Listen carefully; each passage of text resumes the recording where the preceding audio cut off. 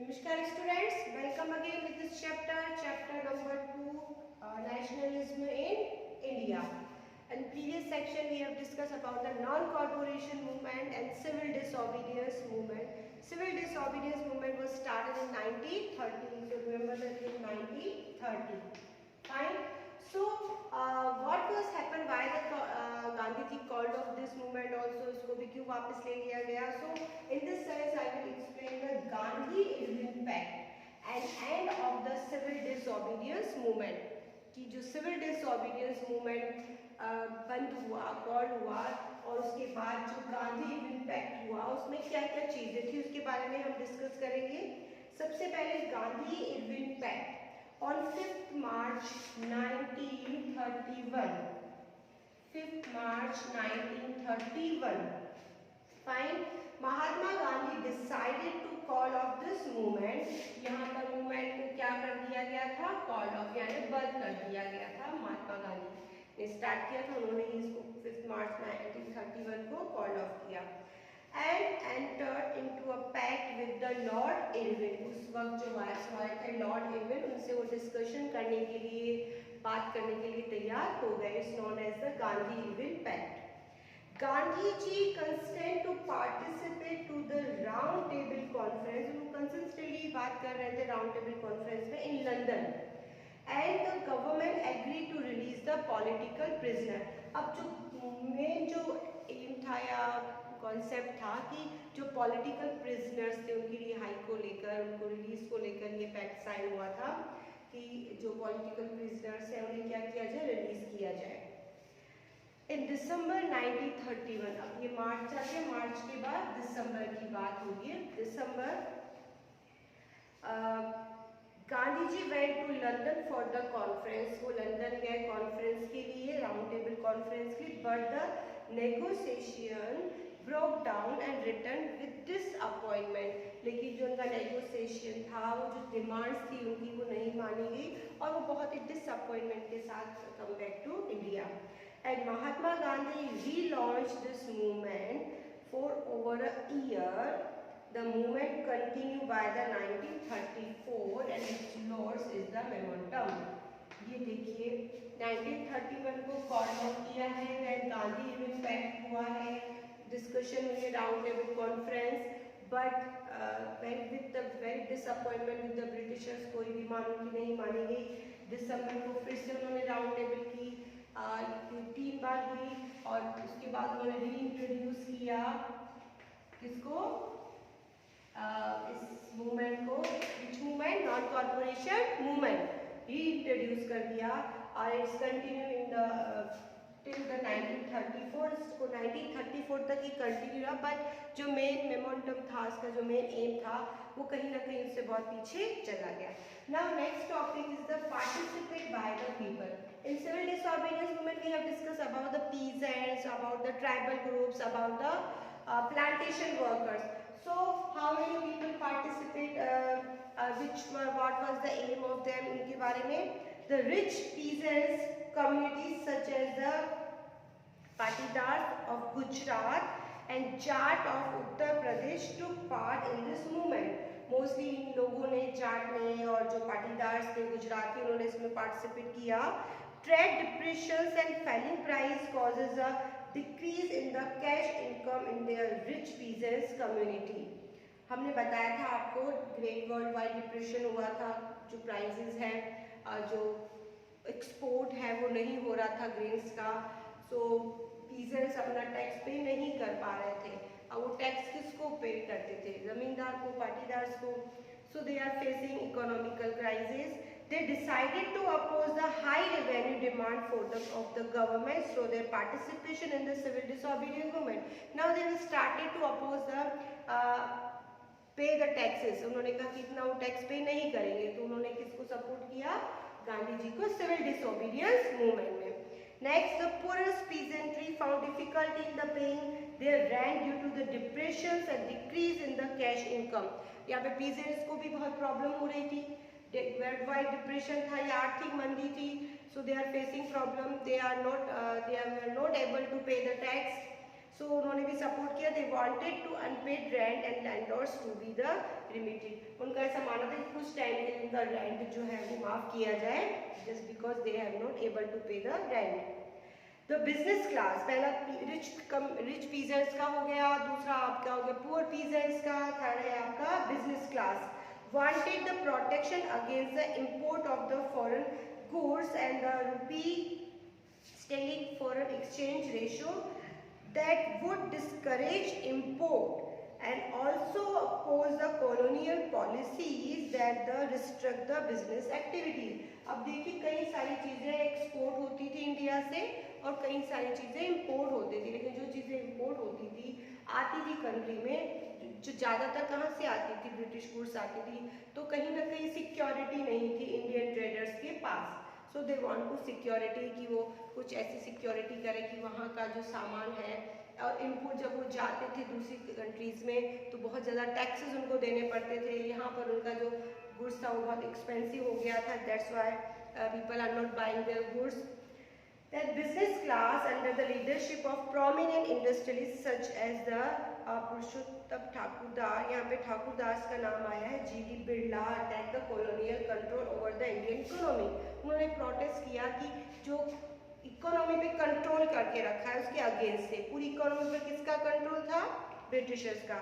Gave financial assistance and refused to buy the sell imported goods। उन्होंने ये भी मना किया कि जो चीज़ें हैं उसे ना तो बेच रहे हैं, उन पर कई सारी रिस्ट्रिक्शंस लगी हुई थी, पाबंदियाँ लगी थी, ट्रेड बैरियर्स थी। During the Gandhiji salt march, thousands of women came out of their homes and participated, manufactured salt and picked the foreign goods and liquid shops। ये सारी चीज़ें वहाँ पर भी हुई थी नॉन कॉर्पोरेशन मूवमेंट में, बस यहाँ पर डिफरेंस क्या था? दे ब्रॉक द सॉल्ट लॉ। यहाँ पर उन्होंने क्या ब्रेक किया था? Salt law.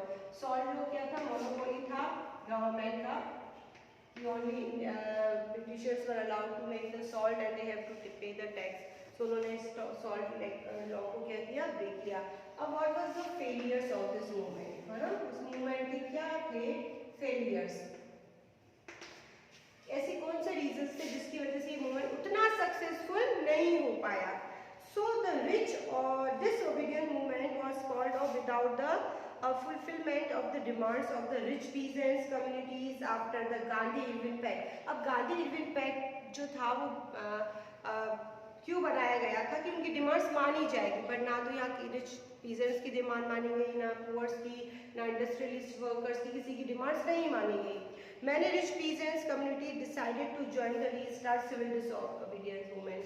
कई जो रिच जो पीजेंट्स थे उन्होंने फिर से स्टार्ट किया इस मूवमेंट को। The Congress was unwillingly to support the no-rent campaigns due to the fear of the upsetting of the rich peasants and landlord। अब यहाँ पे rich peasants जो थे अब उस डिमांड्स को जो पुअर पीजेंट्स की थी कि दे विल नॉट पे द टैक्स, वो नहीं कर सकते, तो कहीं ना कहीं कांग्रेस उसे अनविलिंगली सपोर्ट कर रही थी। अगर वो पुअर पीजेंट्स को सपोर्ट करती तो कहीं ना कहीं जो रिच पीजेंट्स हैं वो उनसे क्या हो जाते, नाराज हो जाते। The spread of the militant activities worried of the prolonged business disruptions, growing the influence of the socialism among the young Congress members and the failure of the round table conference lead to withdrawal to support to the movement by the business class। अब यहाँ पर कहीं ना कहीं जो withdraw किया गया इस मूवमेंट को विदाउट एनी प्रिपरेशन या उनकी डिमांड को माने, it was unfair. Industrial workers did not participate in the civil disobedience movement except in the Nagpur। Industrial workers ने इसमें पार्टिसिपेट ही नहीं किया, नागपुर के एरिया को छोड़कर देखे तो बाकी किसी ने इसमें पार्टिसिपेट नहीं किया। Then the Dalit untouchable caste की बात हो रही है, did not participate as the Congress sides with the conversations high class Hindus।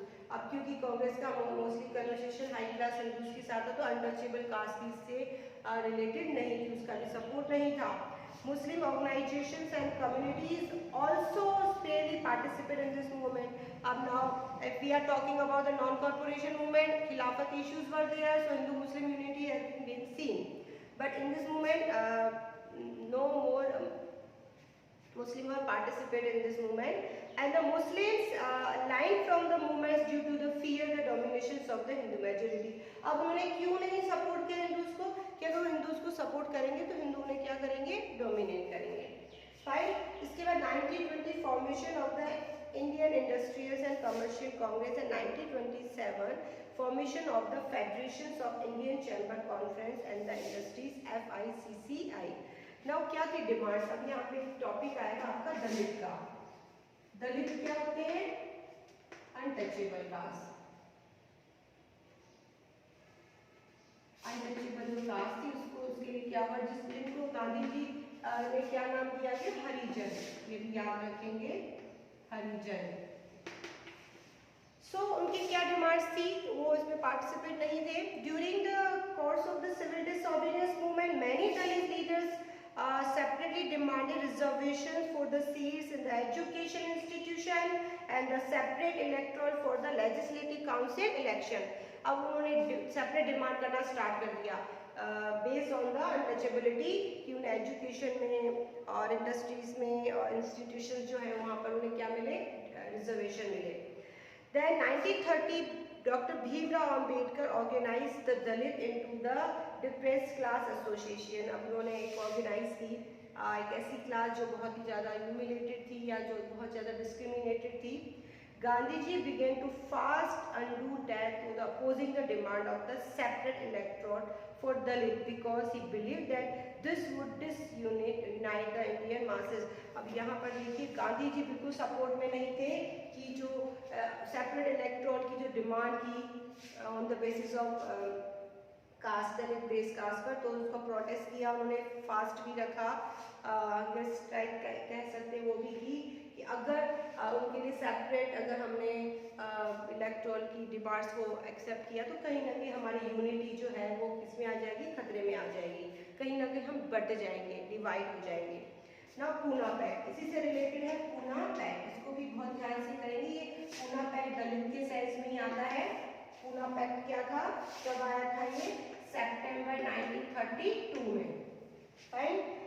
Sign between the Ambedkar and Gandhi ji. Gandhi ji और अम्बेडकर ने साइन किया था। It gave the differential class reservation seats in the provincial and central legislative council which were to be voted in by the general electorate. अब यहाँ पे कहीं ना कहीं उनकी डिमांड्स मानी गई, पूना पैक्ट साइन हुआ और इस तरह से धीरे धीरे हमारा जो नेशनलिज्म का जो मूवमेंट है वो कंटिन्यू रहा अलग अलग वे में। यहाँ पे दलित के अपने कॉन्सेप्ट्स थे, हिंदूज के अलग कॉन्सेप्ट्स थे, मुस्लिम्स के अलग थे और पीजेंट्स का अलग था व्यूज, वुमेन्स के अपने इश्यूज थे, सभी को लेकर। अब इसके बाद जो अपसेट ऑफ नेशनलिज्म में क्या क्या हुआ? Sense of unity of the nationalism in spite of the history, fiction, folklores, songs, popular prints and the symbol, मतलब जो नेशनल जो देशभक्ति की जो भावना को स्प्रेड करती है, ऐसी कई सारी चीज़ें हुई जिसको हम नेक्स्ट जो लास्ट सेक्शन है हमारा उसमें हम उसको कंप्लीट करेंगे। अभी आपको इतना करना है पूना गांधी इम्पैक्ट क्या था after the civil disobedience movement जब एंड किया गया तो कौन सा पैक्ट साइन हुआ? गांधी इम्पैक्ट, जिसमें राउंड टेबल कॉन्फ्रेंस हुई बट उनकी डिमांड्स को नहीं माना गया, कुछ प्रिजनर्स को रिलीज करने की बात की गई, बस इसके अलावा कुछ नहीं। कब हुआ था? रिकॉर्ड ऑफ 5 मार्च 1931। इसके बाद दिसंबर में इसको फिर से रीइंट्रोड्यूस कर दिया गया और इस सिविल डिसोबीडियंस मूवमेंट 1934 तक कंटिन्यू चला। कौन कौन से लोगों ने पार्टिसिपेट किया? Participate by the rich peasants, poor peasant, industrialist, बहुत सारे लोगों ने इसमें पार्टिसिपेट किया। कॉजेज ऑफ फेलियर, इसकी फेलियर की क्या कॉजेज थे कि कहीं ना कहीं जो कांग्रेस थे वो नो रेंट के इश्यूज को लेकर एग्री नहीं थी, वो नहीं चाहते थे जो रिच पीजेंट्स थे उनसे नाराज हों। दूसरे जो इंडस्ट्रियलिस्ट थे वो ये चाहते थे कि जो इकोनॉमी पर कंट्रोल कर रखा है उसे कंट्रोल किया जाए, तो वो भी चीज़ें नहीं हुई। रिच पीजेंट्स को बेनिफिट मिला और इंडस्ट्रियलिस्ट को बेनिफिट मिला, तो कहीं ना कहीं ये फेलियर्स थे। इसके बाद हमने पढ़ा दलित कास्ट के लिए जो BR अम्बेडकर ने यहाँ पर एक पूना पैक्ट साइन कराया। उन्होंने सेपरेट इलेक्टोरल की डिमांड की जो सितंबर 1932 में पास किया गया। So it's all about today. In next section we will discuss about the nationalism. This is the last section. This was the last section. आपका जो ये वाला next section रहेगा पार्ट 8 वो आपका लास्ट रहेगा, उसको आप अच्छे से करेंगे। Thank you and have a nice day.